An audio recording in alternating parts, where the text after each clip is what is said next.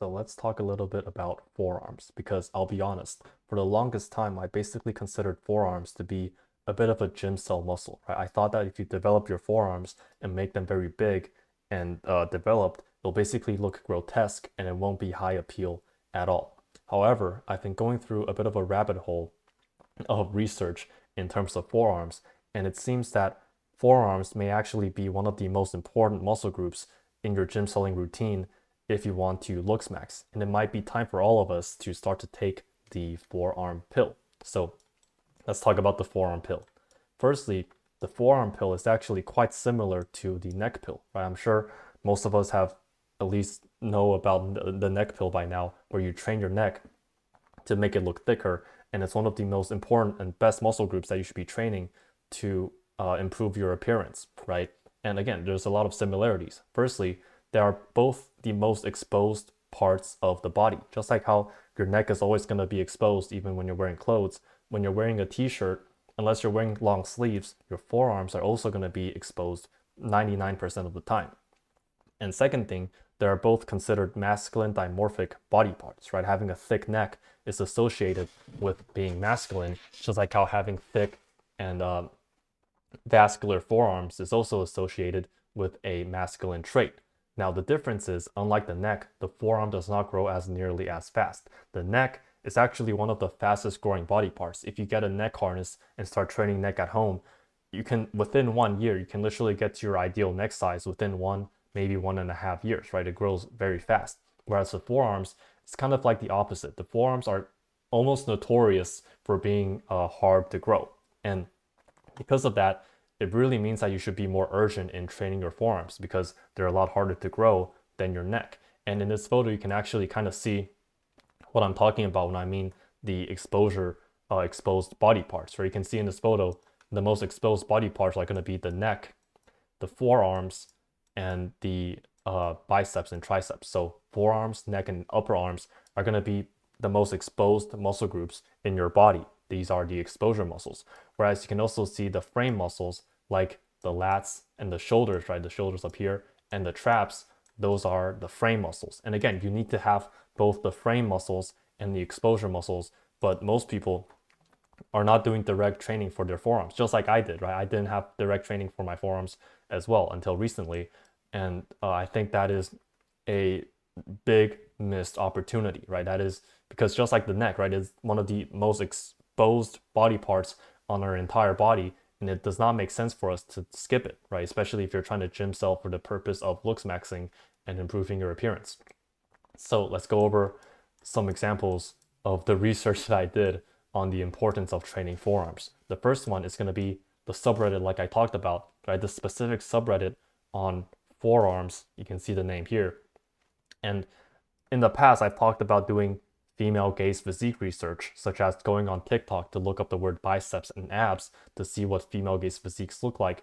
And this is another great way of doing research on what female gaze arms might look like. Or you can see some woman literally took a photo of a guy on the subway, which it's a bit fucked up. And if a guy did it, it'd be a big problem. But you can literally see how attractive these types of arms are and these female gaze arms are. And again, you can read the comments for yourself. I'm not going to put up too many comments. And an interesting thing is, if you look at these arms, right, this is what would widely be considered female gaze arms. You can see how it's different from typical gym bro arms, right? This is a gym bro who actually has pretty well developed forearms as well. But you can see just how different the arms are, right? And the main difference, like I talked about, is triceps, right? I talked about in a lot of many videos, but triceps are one of the most overdeveloped muscle groups you can have in your upper body, in your arms in general, because having big triceps will basically create this appearance of a fat arm, right? This fat, blobby arm. So if you want to have a female gaze arm like this, then really you have to be careful to not overdevelop your triceps, right? A female gaze arm is more biceps and forearms dominant, whereas a gym bro or even gym cell arm is a lot more triceps dominant. So that's a little point that I like to make. But anyways, first point is you can go on Reddit and go to the specific forum subreddit to see for yourself. And I think you'll find some really interesting things in there as well. Now, second thing is, second exhibit, this one's really interesting. It's this guy called Roger C. on YouTube. And you might recognize him because Godis, right? I know a lot of my viewers watch Godis. Godis actually made a video on him, I think like a few weeks ago.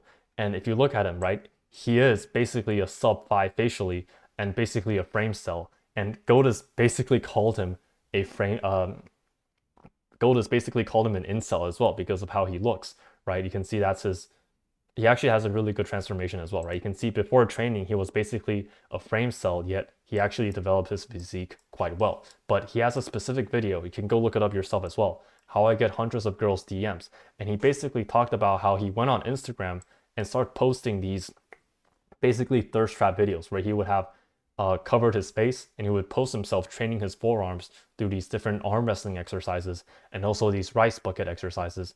And in response, when he posted these videos of him training, right, you can see the videos here, he literally got hundreds of comments and DMs from girls making very, very explicit comments, right? You can see this comment is specifically from this video that he posted on his Instagram where he basically just had a rice bucket and did rice bucket exercises while showing his forearms.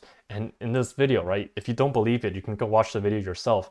He literally showed a lot of evidence that he actually did get these DMs, did get these comments, and he actually did smash some of these girls as well, right? Again, if you don't believe it, I don't blame you, right? He literally looks, by .org standards, he would be a frame cell, sub 5, subhuman, whatever you want to call him. Yet in this video, he has a ton of evidence that he actually did went and smash some of these girls. And if you don't believe it, right, I don't blame you, but you can't underestimate the power of these online content funnels, because I'll show you something interesting as well, right? This is the reason why I believe Roger C actually did get these comments and why I actually believe him. It's because I had a little bit of experience with this social media status max content funnel as well. So this is a bit of a backstory from BP Fitness, but basically before I started BP Fitness, I literally had a study skills YouTube channel. Right, this is a crazy story, it might be a bit hard to believe, but before I was making these black belt videos, I literally had a study skills channel where I would post videos like this.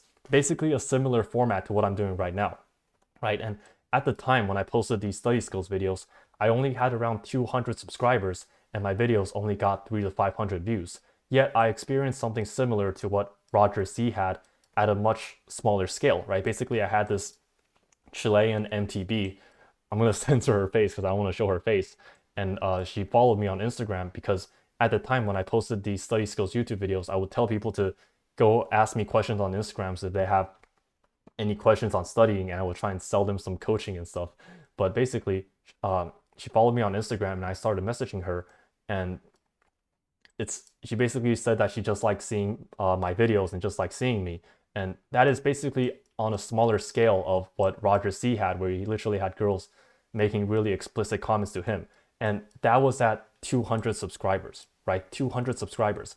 Roger, he literally has, I believe, 185,000 followers on Instagram and also over 100,000 subscribers on YouTube as well. So almost 1,000 times the amount of followers that I have. So you can imagine, right?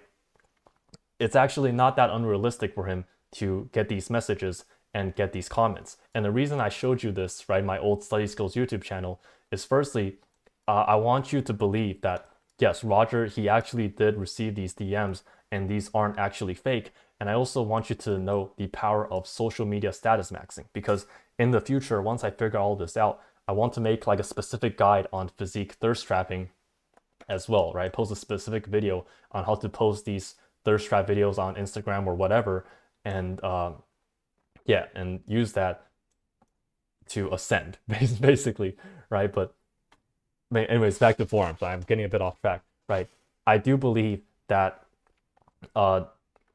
Roger, these comments and DMs that he received are legit. And if you don't believe it, then it's probably because you haven't experienced the power of this social media status max content funnel, and also because you don't understand how powerful and how important forearms are on your physique. So let's actually talk about how to train your forearms.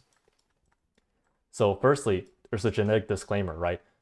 A lot of forearm aesthetics will have to come down to genetics. Some people have naturally small forearms. Some people have naturally bigger forearms, so they have different starting points. And also insertions, right? Your brachioradialis inserts on your top of your forearm here. And basically, depending on where it inserts, it's going to greatly affect how you build muscle, right? If your brachioradialis inserts here, then basically you're not going to gain any muscle in this entire area.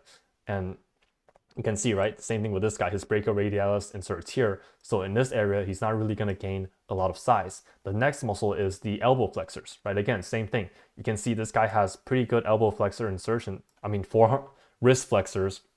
This guy has pretty good wrist flexor insertions. It inserts all the way down here, which means that he'll build muscle on his whole muscle belly. Whereas this guy, his wrist flexors insert at a different part. So basically it inserts here. So from this point, he's not going to really build any size. And also there's the factor of your wrist size as well. So again, there's a lot of genetic factors, but if you've never trained your forearms directly, consistently for 1 year, then you really don't know what your forearms might look like. So again, right, you can't change your genetics. Don't worry about it so much. Just go train your forearms for at least a year or two. And I think you'll be very surprised by the results that you might see. So let's actually talk about how to train your forearms. Now, like I mentioned, there's going to be two main muscle groups that you should be focusing on. First muscle group is the wrist flexors. So basically, the best way to train this is to just take a dumbbell and do wrist curls off a bench, right? You can do cables and all that, but this is the easiest and fastest way to set up. And when you brace yourself against the bench, it basically prevents any cheating and makes sure that you do the reps consistently. And also, I would recommend you using a dumbbell and one hand at a time, because if you use a barbell, right, you can do a barbell wrist curl or do a wrist curl with two hands at the same time. But if you fail a rep, then there's a chance that the weight will basically rip your wrist off, or maybe not rip your wrist off, but it'll hyperextend your wrist. Whereas if you do it with one hand at a time, you can basically spot yourself, and anytime you fail, you can use the other hand to hold the dumbbell so that it doesn't rip your wrist off. And also, I recommend trying a thumbless grip as well. It might feel better for some people. The next most important muscle group is going to be the brachioradialis. And there's 3 ways you can train this. Firstly, is through a hammer curl, right? A hammer curl, it's basically the curl that will train all of your elbow flexors, right? The hammer curl will train your biceps, your brachioradialis, and your brachialis all decently well. It's just like a general curl you can use. If you want more brachioradialis, then you can do a reverse curl, right? If you do a reverse curl, whether with dumbbells or a barbell, then again, it's going to target your brachioradialis more than just doing a hammer curl. And lastly, if you want the most optimal brachioradialis exercise, then you want to have it banded or partial, because basically the brachioradialis, this dark blue part, it has the best leverage when you're close to the top of the curl. So by doing bands, you're making it hardest at the top, you'll target the brachioradialis way more. Or by doing cables, where you limit the range of motion to only the top half, then again, you're going to target the brachioradialis way more. So pick whatever you like. If you want the most optimal, do the partial brachioradialis reverse curl. If you just want a general curl, do the hammer curl. You can also do the reverse curl. And that's it. That's basically the most important muscles to actually make your forearms look bigger. There's smaller muscle groups like the pronator, some grip muscles, ulnar deviation, all that weird stuff, but really they're not going to build much size on your forearms at all, right? These are going to be the most important muscles for actually getting bigger forearms. And if you found this helpful, you can go check out the BP Fitness system, right? I talk about how to use gym selling as one of the most powerful looks maxes, illusion strategies like clothing, hairstyle, frame frauding, height frauding strategies, how to assess your bone structure, how to assess your frame, how to build muscle without aging and stressing yourself, some diet guides for animal-based raw primal diet, and also some science-based lifting stuff so that you can basically speed run to your physique as fast as possible and ascend your physique. And of course, there's also the private Discord community as well, with private forums, text channels, voice channels. Basically have our own little forum system in there as well. So you can go check that out if you're interested, and I'll see you in the next video.